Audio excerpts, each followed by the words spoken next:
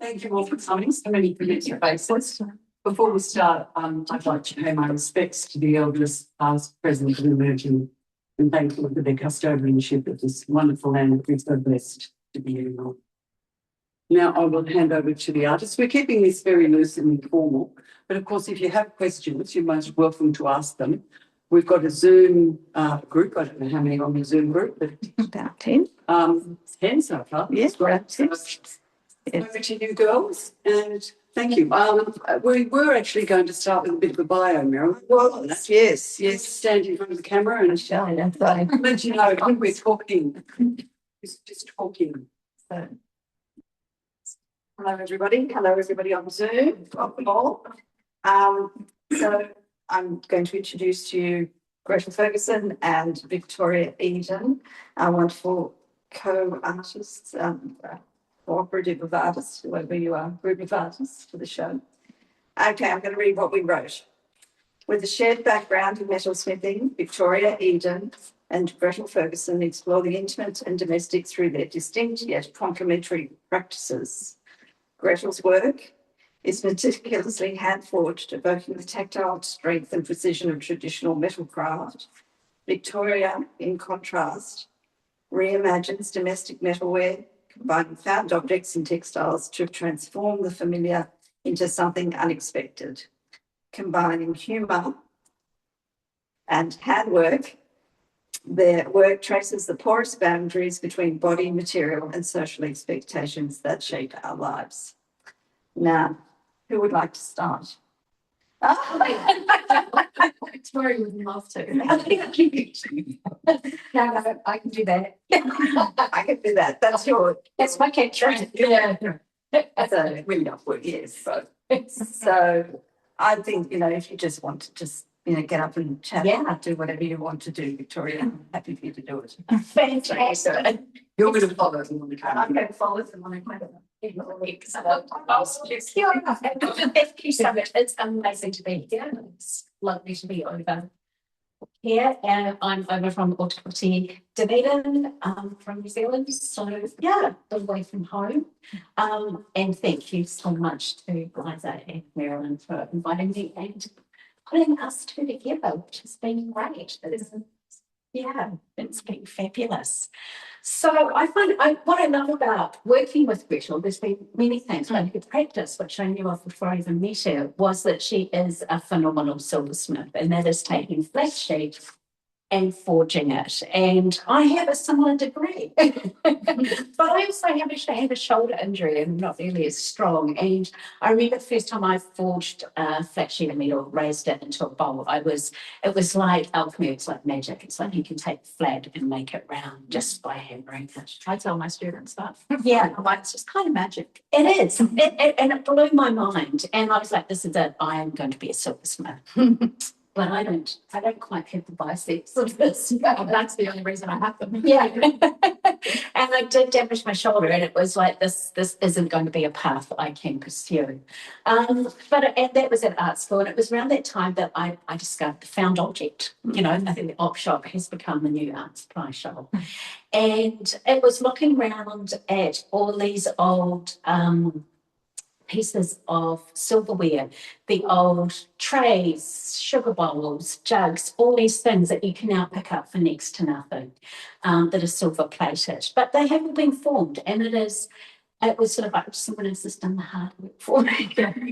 But I'm still using all my metalware skills and tools. I still have my jeweler's bench because I'm sawing them up and then kind of putting them back together. So if you look at the cakes, you'll see they are a mixture of textile and metal.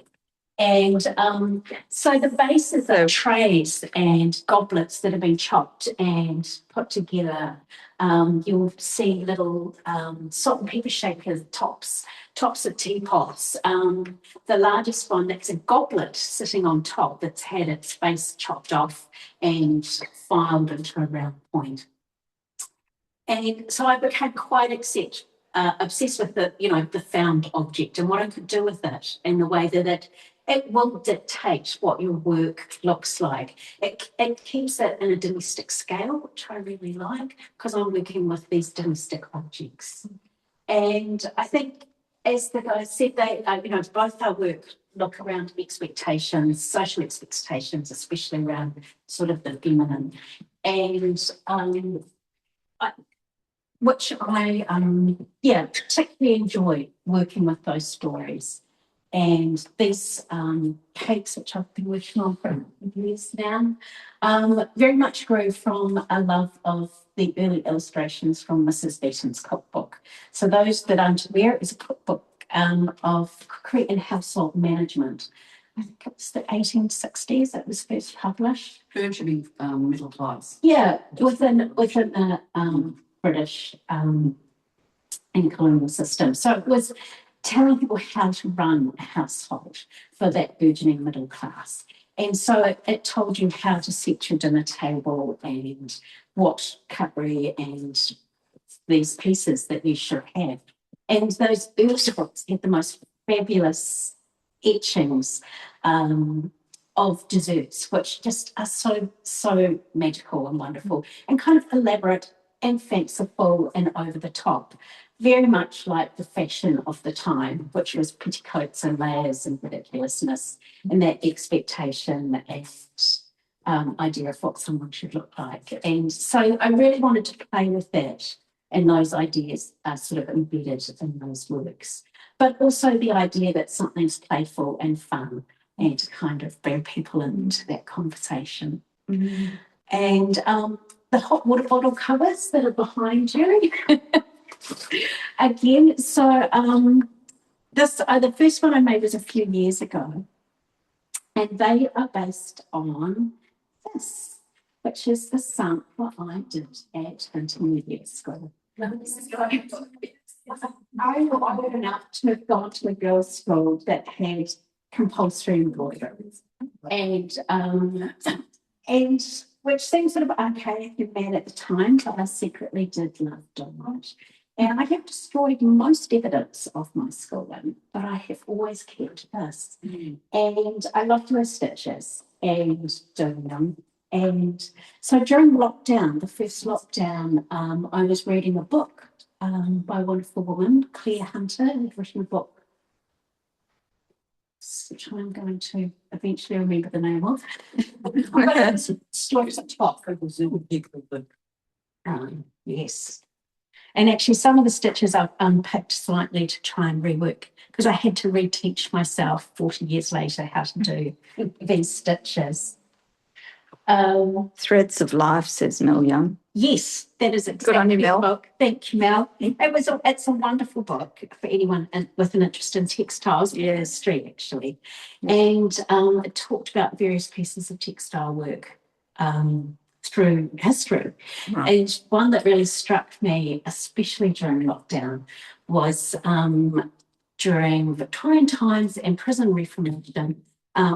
People went in and were teaching needlecraft and patchwork in women's prisons.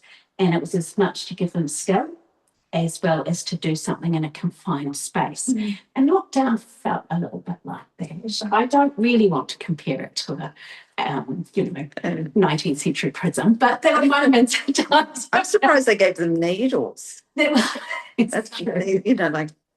That's perhaps I've got on good behaviour. That's right. But it was that, and that also that idea of calming the mind through repetitive action. Yeah. And that was something I needed to do during that time. And so I retaught myself all these stitches, and I made the hottie cover. And it was this idea of the comfort.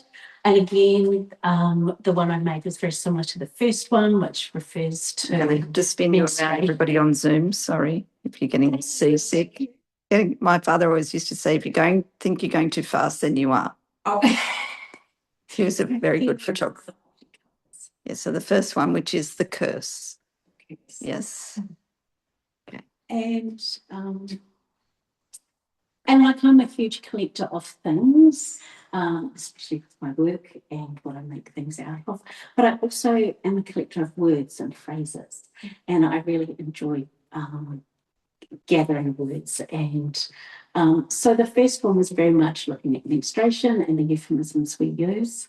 And the second one was actually, I wanted it to be slightly educational because I realised that most of us are not taught, well, certainly when I am in my 50s, what was not familiar with this language growing up. But I don't think knew I had a vulva until I was in my 20s. I don't think I ever heard that word. So I kind of liked the idea that this will be an ongoing series that collects phrases, collects words, and gathers things from social history and today, and things that I experienced, and hopefully in the future. So yes, and then the final one, I was very much an ode to where I am now as a menopausal woman, and I was playing with all these words, and then something popped up on my phone, as they do tend to listen to us these days, and it was about what could get you sanctioned in the sort of 1800s, and it's like, it's pretty much the list. It's all you get to be. So, yeah. Have you forgotten one? I have. So the middle one. Thank you. Thank you. Was very much looking again at euphemisms and asking friends, like, what did you grow up with? Like, I grew up in a front bottom family. And so undercarriage is a lovely friend who's in their 70s, and that's very much, what she uses, and it feels very much of that era. Yeah. And so there was all these words, and so many words that we use for female anatomy are quite cruel or nasty. And so I wanted to use ones that we actually use ourselves, and that you will teach your family or have been part of your family tradition. Was a bit of a struggle, actually. I wasn't sure about putting that on. It is a word isn't part of my vocabulary. So it was a challenge, but I wanted it there because I wanted it to be part. It is come from our anatomy, and I don't like that it is used as an insult, especially to me. And it was a little bit of a reclaiming. Yeah. It was a little bit of a challenge. My partner would come through and she'd be like, "Oh." See my embroidery frame. And initially I was going to kind of cover it with more frills and stitch, and in the end I just like, you've just got to own it and leave it. I love that. It's like right in the centre. Yes. And it just It just has to be there. Committed. I'd like to know the font. Actually, that's funny. Another friend recently who's a stitcher, talks about how when we print things, we talk about font, but in embroidery, we talk about alphabets. Oh. And so I collect lots of old embroidery books, and especially ones that have samplers, and they'll have these different alphabets in the back of them. So I can't actually tell you the exact name, but I can find out. It's certainly, it's a serif, or is it? Yes, quite a traditional. Yeah. And so some of these alphabets I've kind of altered to kind of, but others I'm using from various books. I do think we need to relay the conversation we had at the opening, where we had one fellow who was an artist, and he was very, very happy that he knew all of those words and where they related to his partner. Yeah, he was very happy that he knew them. And he was kind of a taste. Yes, It's I know what that is. Yes, I know what that is. And he explained one to me, and I went, "Oh, good on you." Well done. Well done. Excellent. And then we've got the mirror there with difficult women sandblasted into it. And it's a phrase I've been using for years. And the most wonderful Jane Goodall, as she's a great quote of saying, it's not that hard to be a difficult woman. That's why there's so many of us. But I kind of love it. And then your Prime Minister gave the gift a couple of months ago as referring to someone as a difficult woman. And I'm like, really? I'm on my way to Australia. So it seemed really appropriate to bring this over. And the fact that, it's an aspirational. I might not get the one off the wall so you can talk about the needles. Oh, yes, definitely. So, yes, aspirational quotes. It's a bit easier than having salt come in. And I'm not going to drop it because we sold it. Yeah. Don't do that. Don't remind people. Excellent. So this piece here is called And All Things Nice. Following on from Sugar Spice and All Things Nice, referring to little girls. And it is a very pretty piece. And, you know, it's got a sugar bowl, it's got the shawl. It reminds me a little bit, I remember as a child going to those A&P fairs where there was the little Cupid dolls with the lettering and stuff, and always kind of wanting one and not getting one. And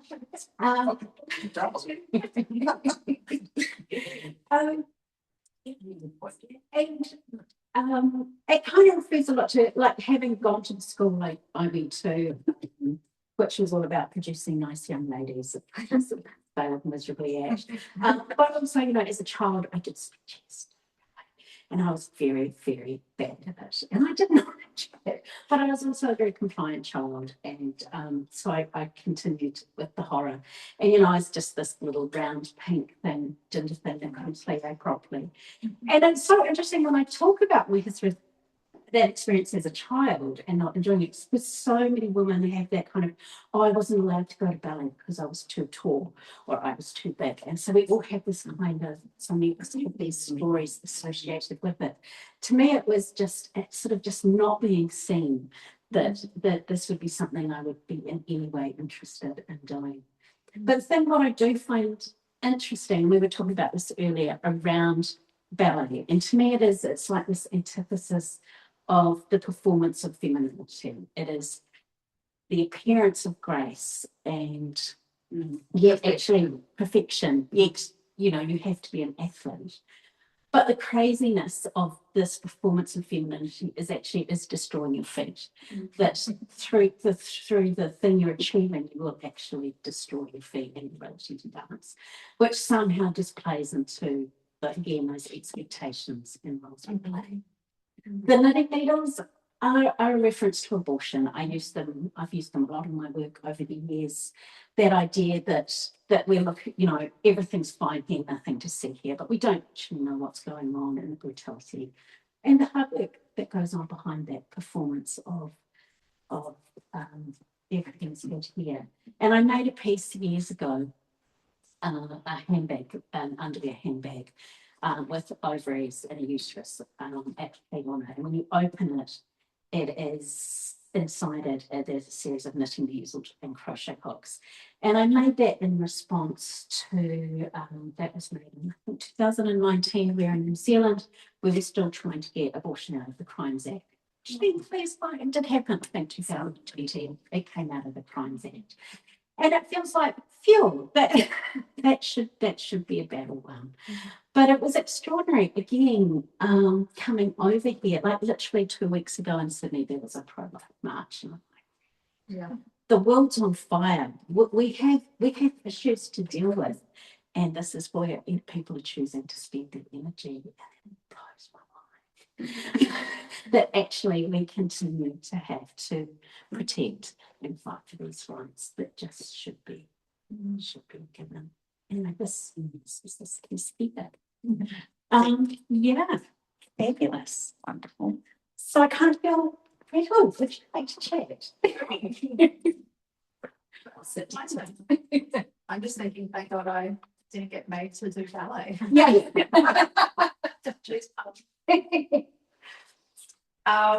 Yeah, so for everyone that doesn't know, that sounds really arrogant. I know most of you don't know. I'm Gretel. I'm a silversmith. I almost would say metalsmith now because I barely work with silver because it's so expensive. But still using all those traditional methods and skills to create my work. I think actually moving out of silver almost gives you a little bit more freedom because you're not so scared to experiment because you're not thinking, shit, this is $2,000 for one boob. You just like go for it. Doesn't work, it doesn't work. So yeah, for a long time, I think I wanted to make boobs with no sort of concept in my head. I think because just the technique of raising metal. You start with the flat sheet and then you start from the inside and you're essentially making nipples. And like you always get this stage where, you know, I always remember at TAFE, everyone would be walking around with their raisin cups going, oops. Yeah. So it's always something that's been in your head. And then I was making another series of work a few years ago, like bowls that were stitched together, but then they had like inserts that would go inside. Again, nipples. So it was like, I just got to the point where I was like, all right, I'm just going to make boobs. But I didn't want to have them like looking like metal. I wanted to make them white because I wanted to make them look like porcelain. Because like after all this time of like, you know, thinking I want to make boobs, I didn't really have any idea about why. You know, I didn't want to just make them for the sake of it. So it was kind of around the time that, yeah, again, everything was starting up again about abortion debates. And it was like, why are we even talking about this? This is all sorted out now. You know, we have freedoms. Why is this coming up again? You know, and then you also have things about incels, male loneliness, and you're like, oh God, it's always about you. But yeah, I wanted to make them look like porcelain because there's just so many struggles women go through in life.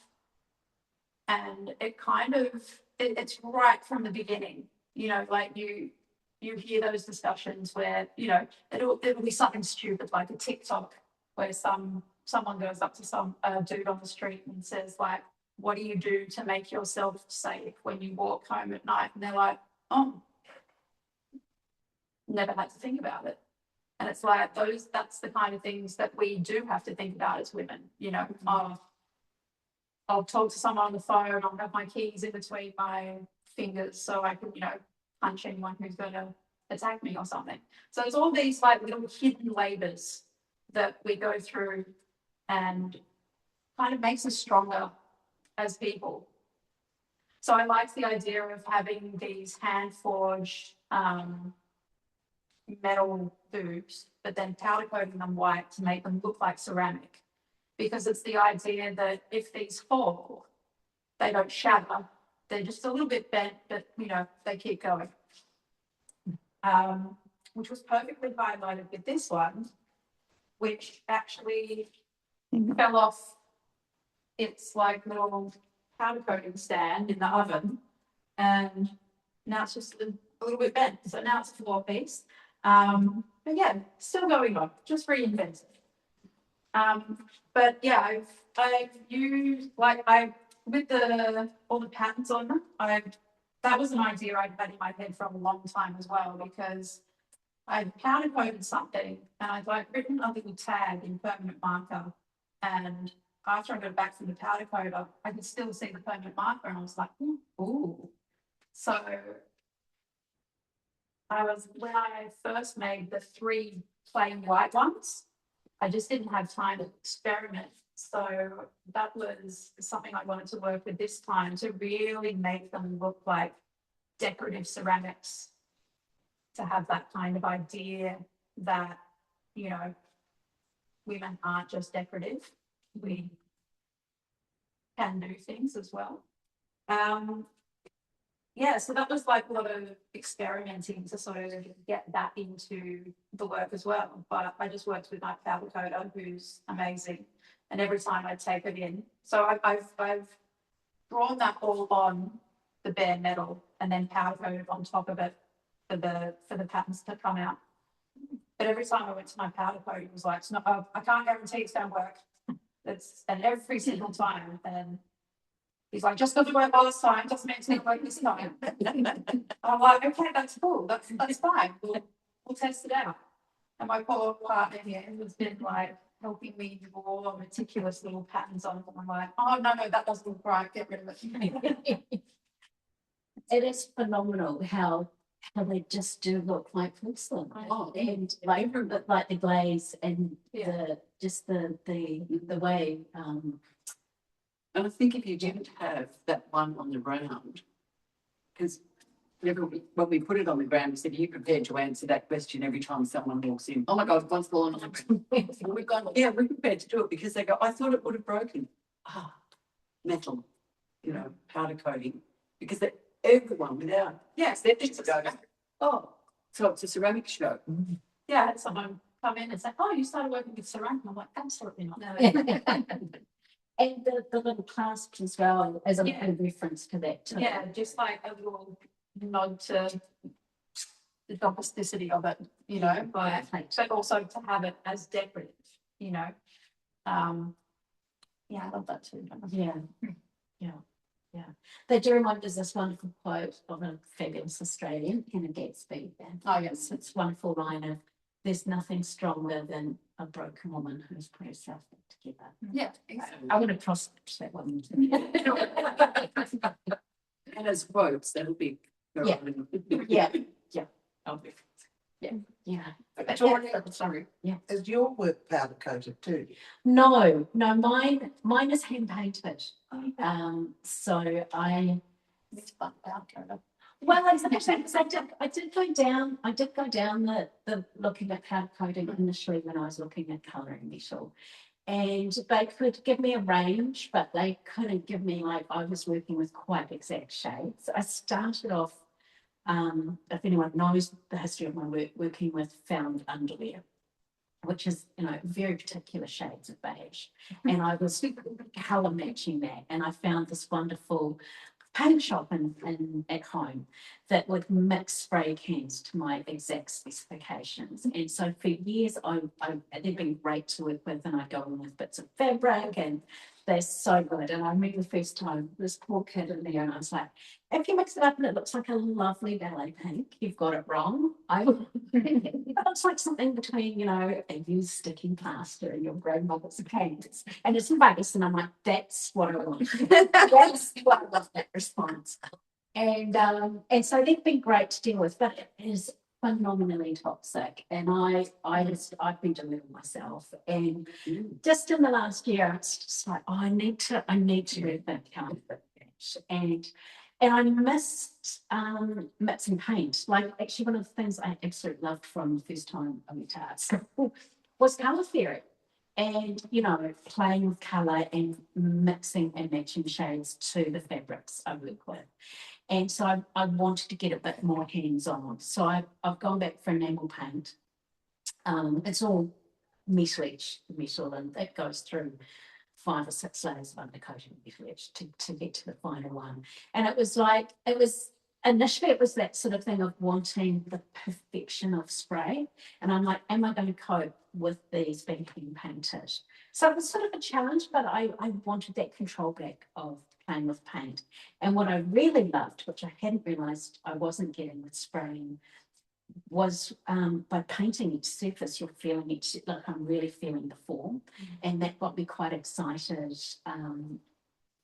about how that might move forward. But it just sort of brought me closer to the shapes, which I really enjoyed. And that's still kind of quite toxic to work with. And so I'm sort of like I'm in a little bit of a crossroads of, will I continue to colour metal? I'm not sure. I'm still quite obsessed with it. There's something about, I take all these bits of studio silver plates, scrub them up, and as soon as you get that metal etch on, they all go white. And then when you start adding the colour, it's like they're completely transformed from this metal reflective surface into something you know, something else. Which I love that transformation. And all of a sudden, all those pieces, like you've got a bit of a goblet, you've got a bit of this, you've got a plate, they all unify as soon as that colour goes on. And I still get quite obsessed with that. Why have you gone to the new colour? The peach. The peach, yeah. The peach, it's quite frightening, isn't it? Yeah. So I was very beige before. And it's one of those things, because I'm always out searching, and often all the fabrics I work with are found, and often I'd be grabbing peachy things and I'd get them back to the studio. They just throw on colour and they go in a bin. And it's quite a large bin. It's quite a frightening range of peach. There was a 80s bedspread, which I think I've had for well over a decade. And I had a chair that I've been wanting to upholster. And last year I had a lovely opportunity to work with a wonderful painter, Emily Hartman-Scatter, who works very much in pastel tones. And it was like, oh, maybe it's time to explore that box of peach. And the chair was upholstered. The kind of rounder, very boob-like cake is with the leftover bits of that apricot bedspread. And there was something, again, it's kind of quite a sort of synthetic nastiness that I kind of, it's uncomfortable. And it was. I think that's about colour of my sister's first wedding's apricot. It feels to me. Underneath, the Yeah. underneath bit. Yeah, They had two layers, chenille on the top. yes, Buttons on the top. I Yeah. feel the same. it's like an 80s bridesmaid. That's it. Yeah, That's just your pick. yeah. Mind you, you could have got purple because that was my sister's first one. My sister tried very hard to get me to wear a lavender bridesmaid's dress in the 80s. Yeah, Like photos of that. yeah. I'm loving your colour in yours, Gretel, the little surprise under the white ones. Oh, the white ones. Yeah. Why don't you show one? Oh. No. What? They had to get off. No. Yeah, because the first ones, yeah, it is like a, I don't even know if you've seen this, Victoria. It's a little nod to your work. Yes, no, you did show me. It's magnificent. Yeah, I thought I loved that it's like hidden, Yes. Yeah. hidden pink. Yeah. Yeah. So show the crowd. Oh yeah. So And there's some gold. There is. It was golden. Yeah, there isn't that one. Yeah. Mm. actually, so I love when you were saying you were going to be doing boobs for this show because for ages working with It people. was the only possible thing I could have done for you. I know, it's fantastic. And I'd always gone, because I've always worked with pants, it's like, oh no, I don't do boobs, I just do pants. And then someone just pointed at my cakes and like, oh. And it's like, oh yeah, it was a Yeah, good idea. yeah. And so these ones were like, just don't hold back. They're boobs. Like so much of like the very sort of like voluptuous forms I've been Yeah. making, which aren't boobs, but Yeah. just like, random object shapes. Yeah. Very fluid. And everyone's always like, looks like a boob. Yeah. Like, it just looks like a that. Yeah. It's always suggestive. Yeah. So this is just really okay. It's just not just no Open. Yeah. Yeah. And then that's quite interesting because so much because I've started making these from underwear, though they have morphed into the peach. For me, it's interesting what people read into the work, but I know what I'm thinking about when I'm making it.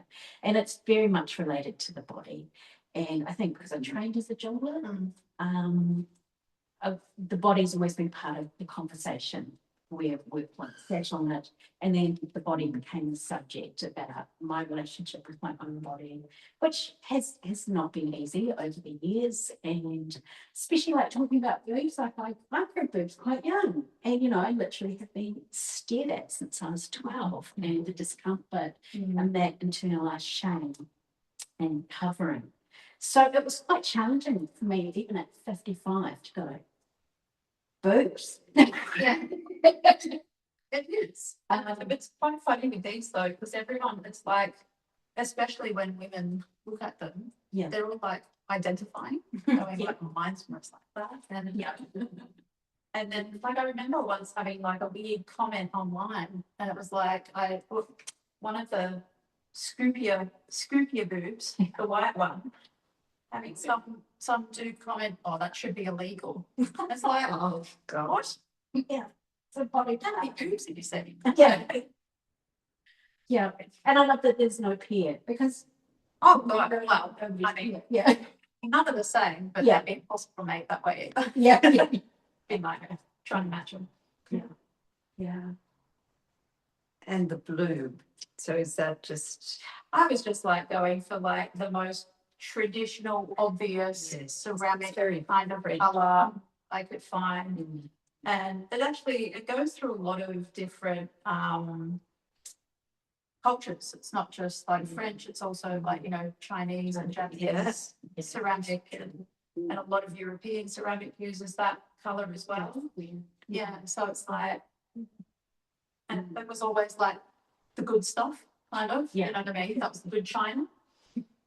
So, yeah, I just wanted to, make it look like the fancy stuff. yeah. Are there any questions from Zoom or from the room? I go to the room first and I'll check. Any room questions? I'm curious where to next. Like, are you going to continue is it just, I do kind of like just making them. But maybe like the big one, the front, get a few more big ones going because, they're standalones, you know, you don't have to. I like these. I feel like need to be in a little salon hang, but the big one at the front, I think, you know, a lot more. Magnificent. Yeah. Yeah, magnificent boobs. That's Yeah. Are there any other body parts from you might be? No. It's a lifetime. Yeah. So there's no questions on Zoom as yet, but that's it. Do you get comments? Oh shit. There you go. I just finished this before I came, so not yet, but I bet you will. the amount of people just even like making boobs at the moment just will walk up and go, "Hey, boobs." Yes. Like constantly. Yeah. Your milky jugs and all this. I was like, there's another Yeah. And that's what I do enjoy, like doing the talks, even though, there can be a little anxiety inducing. It's having those conversations with people and collecting words and phrases and the ones we use. Yeah. Yeah, I actually really wanted to originally, but I tried it and they just didn't look good. I wanted to actually display them kind of more at boob height. Like that was another idea to call it meet my eye line, you know. yeah. I was like, oh, I love that idea. But they just didn't look that good. Yeah. And they do look beautiful. Yeah. So what have they called your boobs? Hidden labour. Hidden labour. Yeah. Nice. And then we've got she'll be right on the front. Yeah. And what are yours, Victoria? You've got I have been working with gravy boats and I've been painting them up and there's something I've been collecting them for years. They're such beautiful shapes. And I really wanted them to be part of the show. But you know, when you work on something and it just wasn't. Yeah, not Quite, it wasn't quite there. So I want to go home to really have the time to play to get those. But there was also this other unexpected little joy when I was sewing up the hotties, because on the back there's vintage blanket, and when I was stitching the, I can do this. yes, yes, This is beautiful. just found a blanket from an old shop, and when I was stitching the bias binding onto the blanket, it's so soft and so lovely, and I've been wanting to make vessels out of fabric for a while, and it's like, oh, I just enjoy the sensation of stitching through the blanket, and I'm like, oh, there's something, and I love it when something unexpected like that happens. Blanket, I worked with blanket years ago, and I was always fascinated, especially with the history in America that started from very dark times. But there is these awful stories of the British trading with blankets deliberately infected with smallpox. Oh yes. And some of the things happened in Aotearoa. They traded blankets, the colonists, and they were as waterproof as the harakeke and the flax. And so I ended up with influenza and dying. And so there's this awful kind of colonial trade, and especially but I was, when I got here, I said I would have had the same history of vintage blankets here. I imagine farming sheep brought over woolen mills, and so you find all these beautiful blankets. But it is a loaded history, a loaded colonial history, and I'm interested to work with that, and just sort of explore those thoughts, bringing the blankets into a 3D form, what that could feel like, looking at that history, how that, talk a little bit about that. But just actually that as makers, just the literal love of making and actually there was something that's just about stitching into the blanket. I'm like, I want to do more of that. So it was an unexpected. Yeah. I was a bit jealous actually. I love the idea of being able to like lay in bed and make. Yes.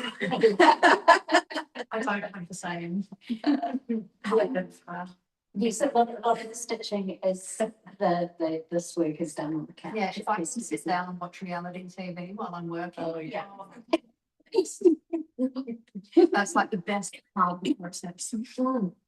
There has been a lot of late nights spent watching all manner of telly. Yeah, I remember you told me. Yeah. Don't say it on my No. Sometimes yes, don't really be. Yeah. Excellent. Are there any more questions? That'd be good. I think it's the best artist talk I think we've had ever. Melinda. Oh, Yes. Wait, Melinda said something.